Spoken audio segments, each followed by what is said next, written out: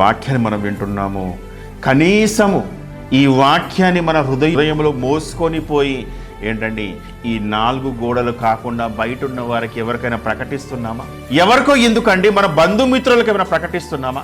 ఎవరికి ఎందుకండి? మన తోబుట్టుడు వాళ్ళకి ఏమైనా చెబుతున్నామా ఈ వాక్యాన్ని? మారని వారు ఇంకా మన కుటుంబాల్లో కనబడుతున్నారు కదా.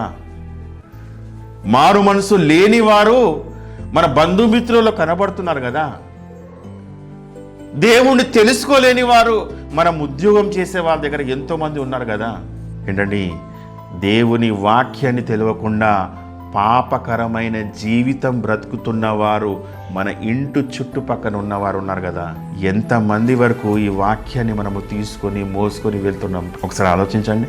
దేవుడు మిషనరీస్గా ఉన్నవారిని ఏర్పాటు చేసుకుంది, పంపించింది ఏంటండి, ఏదో విన్నాము అయిపోయింది, గడిచిపోయింది, మరొక ఆదివారం వస్తుంది, దాని గురించి వేచి చూద్దాము, ఆదివారం వస్తే ఆరాధనకి వెళ్దామని ఇంతవరకు పరిమితము చేయడానికి కాదు. కూడా దేవుని పిల్లలారా, మనకు కూడా ఏం కనబడాలి అంటే కోత విస్తారంగా ఉంది, పనివారు కొద్దివారిగానే ఉన్నారని మనకు అర్థం కావాలి.